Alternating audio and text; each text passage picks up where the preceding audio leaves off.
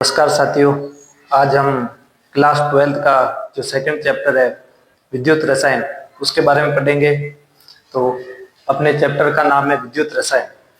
किसी भी चैप्टर को स्टार्ट करने से पहले दो बातें मैं कहता हूं कि एक तो भाई चैप्टर का आपको मीनिंग आना चाहिए, मतलब क्या होता है वो आना चाहिए, और इस चैप्टर में हमें क्या क्या पढ़ना है वो आपको पूरा एक सीक्वेंस से पता होना चाहिए। तो अपने चैप्टर का नाम है विद्युत रसायन।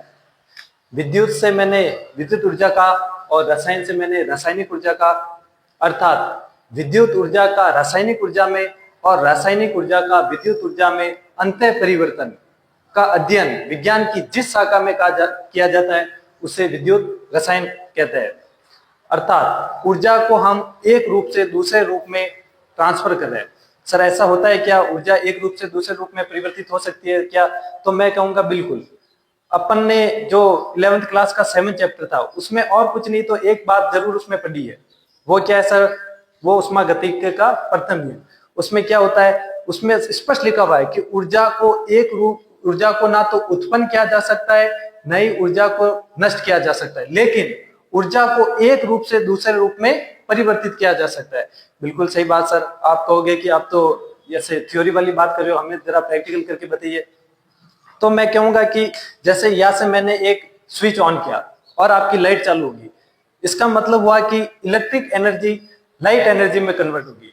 और दूसरा एग्जांपल और देखते हैं, एक और स्विच ऑन किया और पंखा चालू हो गया, अर्थात इलेक्ट्रिक एनर्जी मैकेनिकल एनर्जी में चेंज होगी। एक और एग्जांपल से अपन समझते हैं, सपोज करो मैंने एक और स्विच ऑन किया और आपका ठंडा पानी था वो गर्म हो गया, अर्थात इलेक्ट्रिक एनर्जी हीट एनर्जी में चेंज होगी। अतः आपको थोड़ा थोड़ा तो ध्यान पड़ रहा है कि हाँ सर, ऊर्जा को एक रूप से दूसरे रूप में चेंज किया जा सकता है। जी हाँ बिल्कुल, इसी चैप्टर में हम वही पढ़ेंगे। इसमें भी दो ऊर्जा होगी, एक का नाम विद्युत ऊर्जा है, एक का नाम रासायनिक ऊर्जा है। तो रासायनिक ऊर्जा विद्युत ऊर्जा रासायनिक ऊर्जा में चेंज होगी और रासायनिक ऊर्जा विद्युत ऊर्जा में चेंज होगी। इसका अध्ययन हम विद्युत रसायन में करते हैं। या एक्चुअली ये काम हम नहीं करते, ये काम एक डिवाइस करती है, उसका नाम है सेल। तो सर सेल क्या है? तो वही परिभाषा सिंपल सी कि वह सेल वह युक्ति है जिसकी सहायता से विद्युत ऊर्जा का रासायनिक ऊर्जा में और रासायनिक ऊर्जा का विद्युत ऊर्जा में इंटरचेंजेस किया जा सकता है, अंतर परिवर्तन किया जा सकता है, उसे सेल कहते हैं भी। तो देखो यहां से अपने चैप्टर में हम सेल को दो भागों में बांटेंगे। नाम से ही पता चल रहा है कि एक सेल वो होगा जो विद्युत ऊर्जा को रासायनिक ऊर्जा में बदलेगा और एक सेल वो होगा जो रासायनिक ऊर्जा को विद्युत ऊर्जा में बदलेगा। जो विद्युत ऊर्जा को रासायनिक ऊर्जा में बदलेगा उसे हम कहेंगे विद्युत अपघटनीय सेल, और जो रासायनिक ऊर्जा को विद्युत ऊर्जा में बदलेगा उसे कहेंगे हम विद्युत रासायनिक सेल। बिल्कुल यहाँ पे आप नाम पे मत जाइएगा कि सर विद्युत रासायनिक सेल है तो यहाँ पे विद्युत ऊर्जा रासायनिक ऊर्जा में बदलती होगी, बिल्कुल नहीं। इसका उल्टा है, हमेशा याद रखना है, विद्युत रासायनिक सेल में रासायनिक ऊर्जा हमेशा विद्युत ऊर्जा में चेंज होती है। ठीक है, तो सबसे पहले हम बात करते हैं विद्युत रासायनिक सेल के बारे में। इससे आपको एक मोटा मोटा आइडिया यह भी हुआ होगा कि इस चैप्टर को हम मेनली दो पोर्शन में बांटेंगे। एक पूरे पोर्शन में हम विद्युत रासायनिक सेल के बारे में डीपली स्टडी करेंगे और एक पोर्शन में अपन विद्युत अपघटनीय सेल के बारे में डीपली स्टडी करेंगे। इनमें छोटे छोटे कुछ टर्मिनोलॉजी शब्द आएंगे, उनको पढ़ते चलेंगे तो ये जो आपके पोर्शन है आसानी से क्लियर हो जाएगा। तो हम विद्युत रासायनिक सेल के बारे में पढ़ रहे थे। मैंने कहा था कि रासायनिक ऊर्जा को विद्युत ऊर्जा में जो सेल चेंज करता है उसे विद्युत रासायनिक सेल कहता है। तो दोस्तों इसके दो नाम और ध्यान रखना है। क्या है सर दो नाम? एक तो वोल्टीय सेल और गैल्वेनिक सेल। दो वैज्ञानिक थे वोल्टा और गैल्वेनिक, इन्होंने विद्युत रासायनिक सेल के बारे में स्टडी की थी, तो इस कारण इसको वोल्टीय सेल या गैल्वेनिक सेल भी कहते हैं। तो मैंने विद्युत रासायनिक सेल जब स्टार्ट किया टॉपिक, तो विद्युत रासायनिक सेल क्या होता है सर? जो रासायनिक ऊर्जा को विद्युत ऊर्जा में बदले वह सेल क्या कहलाएगा? विद्युत रासायनिक सेल। इसका एक फेमस एग्जांपल है डेनियल सेल। इस डेनियल सेल को हम एक और नाम से भी जानते हैं भाई, इसको कभी कभी जिंक कॉपर सेल भी बोल सकते हैं अपन, क्योंकि इसमें जिंक एनोड की बात कार्य करता है और जो कॉपर है वो कैथोड की बात कार्य करता है। तो डेनियल सेल के बारे में हम पढ़ रहे हैं, स्टार्ट करते हैं डेनियल सेल। देखो डेनियल सेल में सबसे पहली बात तो डेनियल सेल में हमें लेने हैं दो बीकर। ठीक है, दो बीकर, एक बीकर ये ले लिया और एक बीकर ये ले लिया। इसके बाद मैंने कहा कि डेनियल सेल में एक सॉल्यूशन भरना है, वो सॉल्यूशन भरना है जिंक SO4 का, ZnSO4 का एक सॉल्यूशन भर दिया और दूसरे बीकर में कॉपर सल्फेट का सॉल्यूशन भर दिया। जिस बीकर में हमने ZnSO4 का सॉल्यूशन भरा है उसी बीकर में मैंने जिंक की छड़ ले ली, और जिस बीकर में मैंने कॉपर सल्फेट का सॉल्यूशन भरा है उसी बीकर में मैंने कॉपर की छड़ ले ली। यहाँ पे कुछ केमिकल रिएक्शन होती है जिससे अपन को पता चलता है कि इसमें कुछ ना कुछ इलेक्ट्रॉन और धारा का कुछ ना कुछ कहीं ना कहीं तो ट्रांसफर हुआ है ना।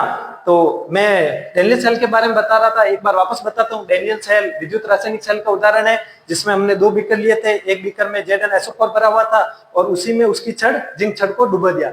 इस छड़ को कभी कभी हम यहाँ पे केमिस्ट्री में इलेक्ट्रोड बोलेंगे, ठीक है। और यहाँ पे दूसरे बीकर में कॉपर सल्फेट का विलयन लिया, उसमें कॉपर की छड़ को डुबो दिया या कॉपर की रॉड को डुबो दिया। देखो, अब आगे बढ़ने से पहले आपको 2 शब्द आपको याद रखने पड़ेंगे, तभी यहाँ से ये टॉपिक आगे और क्लियर होगा। सब 2 शब्द कौन से? एक शब्द आपको याद रखना पड़ेगा, लॉन, LOAN। एक शब्द लॉन याद रखना पड़ेगा। अब लॉन के जस्ट उल्टा, विपरीत, यहाँ पे पहले मैं लॉन का मतलब बता देता हूं, क्योंकि मतलब आपको पता होना बहुत जरूरी है। L से होता है लेफ्ट, L से लेफ्ट, O से होता है ऑक्सीडेशन, A से एनोड और N से होता है नेगेटिव। देखो, हमने इस तरफ की बात की, मैंने कहा इधर ये लेफ्ट, लेफ्ट का मतलब इधर, इस लेफ्ट की तरफ ऑक्सीडेशन हो रहा है भाई। यहाँ पे O का मतलब ऑक्सीडेशन। ये जो लेफ्ट की तरफ जहां पर ऑक्सीडेशन हो रहा है, इसको हम बोलेंगे एनोड। क्या बोलेंगे? एनोड। और इस एनोड पर जो चार्ज होगा वो होगा नेगेटिव चार्ज। क्या होगा, कैसे होगा, इसकी बात हम जस्ट अभी थोड़ी देर बाद करने वाले हैं।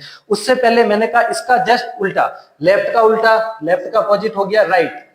ऑक्सीडेशन का जस्ट अपोजिट होता है, आपने छोटी क्लास में पढ़ भी रखा होगा, रिडक्शन। एनोड का जस्ट उल्टा कैथोड, और नेगेटिव का जस्ट उल्टा पॉजिटिव। तो ये बातें अब तक आपको पता चल गई कि भाई इधर लॉन होगा और इधर याद रखने के लिए हम RRCP याद रख सकते हैं। ठीक है सर, क्या हुआ इस तरफ? तो आइए अपन अभी रिएक्शन पे देखते हैं क्या क्या चीजें हुई। मैंने कहा इस तरफ जो लेफ्ट है वहां पर ऑक्सीडेशन हो रहा है। ऑक्सीडेशन का मतलब भी आपको पता है, ऑक्सीडेशन का मतलब होता है इलेक्ट्रॉन का त्यागना।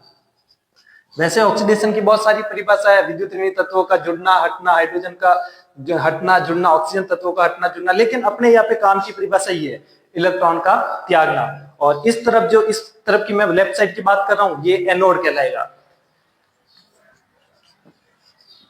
और इस एनोड पर जो चार्ज होगा वो होगा नेगेटिव। देखो क्या हुआ, ये छड़ किसकी है भाई? ये छड़ है जिंक की। ये छड़ जो आपको नजर आ रही है ये जिंक की है। तो इसमें क्या होता है कि जिंक अपने 2 इलेक्ट्रॉन को त्यागता है। 2 इलेक्ट्रॉन को त्याग कर किसमें बदलता है? Zn+2 में। इलेक्ट्रॉन का त्यागना ही क्या कहलाता है? ऑक्सीडेशन। अब मैंने क्या कहा, जिंक 2 इलेक्ट्रॉन त्याग रहा है, मतलब ऑक्सीडेशन हो रहा है। और मैंने ये बात आपको पहले ही बता दी कि जो लेफ्ट की तरफ क्या होगा? ऑक्सीडेशन। तो 2 इलेक्ट्रॉन जिंक ने त्याग दिए। अब ये त्यागे गए इलेक्ट्रॉन बढ़ने लगते हैं राइट साइड में।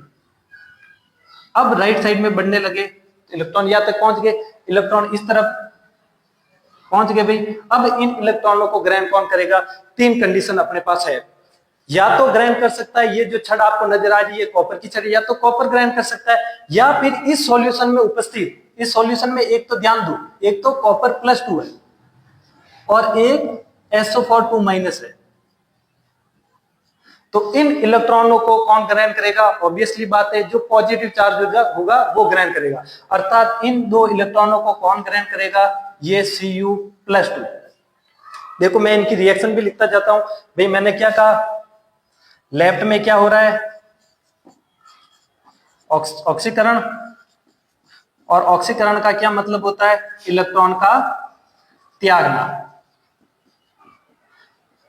ठीक है, तो मैंने क्या कहा, जिंक का क्या हो रहा है? ऑक्सीडेशन। जिंक अपने 2 इलेक्ट्रॉनों को त्यागता है और किसमें बदलता है? Zn+2 में। और ये 2 इलेक्ट्रॉन इन्होंने त्याग दिए। अब ये जो 2 इलेक्ट्रॉन इसने त्यागे वो जाकर कैथोड की तरफ गए और वहां पर सॉल्यूशन में उपस्थित Cu+ इलेक्ट्रॉन को ग्रहण करता है। अर्थात इलेक्ट्रॉनों को ग्रहण करने का मतलब होता है रिडक्शन, अप चेन। इधर ध्यान दो, इस तरफ क्या है? राइट में क्या हो रहा है? अपचयन। अपचयन का मतलब होता है इलेक्ट्रॉनों को इलेक्ट्रॉन ग्रहण करना। ठीक है भाई, उस तरफ कौन बैठा है? कॉपर+2। कॉपर+2 2 इलेक्ट्रॉनों को ग्रहण करता है और चेंज होता है कॉपर में। अब आपको थोड़ा थोड़ा पता चला कि सर एक रिएक्शन तो ये हो रही है, मतलब आदि इस तरफ एनोड की तरफ ये रिएक्शन हो रही है और कैथोड की तरफ ये रिएक्शन हो रही है। इसको मैं बोलूंगा हाफ सेल रिएक्शन और इसको मैं बोलूंगा half cell reaction. Half cell reaction और हाफ सेल रिएक्शन आपस में मिलकर पूर्ण सेल अभिक्रिया बनाएंगे। तो मैं लिख भी लेता हूं, पूर्ण सेल अभिक्रिया। पूर्ण सेल अभिक्रिया में क्या होगा, इनको आपस में जोड़ना है, इधर से जिंक बचा और इधर से Cu+2, ये तीर का निशान भाई। इधर से क्या बचा, 2 इलेक्ट्रॉन से 2 इलेक्ट्रॉन कैंसिल, पीछे बचा एक तो Zn+2 और बचा कॉपर। ये तो होगी इसकी रिएक्शन, लेकिन थोड़ी सी आप बातें ध्यान देना इस तरफ मैंने एक बार फिर मैं आपको बता रहा हूँ, ZnH4 का विलयन था, उसमें जिंक की रॉड डूबी हुई थी। इस तरफ मैंने क्या क्या ऑक्सीडेशन होता है, तो जिंक अपने 2 इलेक्ट्रॉनों को त्याग कर Zn+2 में बदल गया और इधर आए 2 इलेक्ट्रॉनों को ग्रहण किया इस सॉल्यूशन में उपस्थित कॉपर+2 ने, और कॉपर+2 इस 2 इलेक्ट्रॉनों को ग्रहण कर कॉपर में बदला। अब कॉपर में बदला मतलब ये जो रॉड आपको नजर आ रही है, ये रॉड तो होगी मोटी, जब भी अभिक्रिया होगी तो ये रॉड होगी मोटी, और इसमें क्या होगा कि जिंक अपने 2 इलेक्ट्रॉनों को त्याग रहा है, अर्थात ये जो रॉड होगी, ये जो इलेक्ट्रोड आपको नजर आ रही है, ये होगी पतली। तो आपको एक बात और ध्यान रखनी है, जब सेल वर्किंग में हो तो क्या होगा, जिंक रॉड पतली होती है और कॉपर रॉड मोटी होती है। विलयन में जिंक SO4 की मात्रा Zn+2 की मात्रा बढ़ने लगती है, क्योंकि ये सारे Zn+2 किसमें आ रहे हैं, सॉल्यूशन में, और इधर क्या होता है, Cu+2 की मात्रा घटने लगती है। इसमें एक चीज और आपको ध्यान रखना भाई, जो इलेक्ट्रॉन का प्रवाह है, इलेक्ट्रॉन का प्रवाह वो होता है एनोड से कैथोड की ओर, और इसके जस्ट विपरीत आपने फिजिक्स की क्लास में पढ़ा होगा कि इलेक्ट्रॉन के जस्ट विपरीत क्या बहती है, विद्युत धारा, मतलब धारा बहती है। तो धारा का प्रवाह किस तरफ होगा, धारा का प्रवाह होगा कैथोड से एनोड की ओर, मतलब इलेक्ट्रॉन तो ये जा रहा है इस तरफ और इसके जस्ट विपरीत इधर क्या बहेगी, धारा। देखो दोस्तों, इसमें एक चीज और इंपॉर्टेंट चीज बच गई है, वो है डैनियल सेल का सेल विभव, ये होता है 1.1। इसी के साथ मैं डैनियल सेल को कंप्लीट करूंगा। इसके नेक्स्ट पार्ट में आप अपन बहुत सारे छोटे छोटे टर्मिनोलॉजी शब्द है, मानक ऑक्सीकरण विभव, इलेक्ट्रॉन विभव, नष्ट इक्वेशन, ये सारे अपन नेक्स्ट पार्ट में पढ़ेंगे। थैंक यू दोस्तों।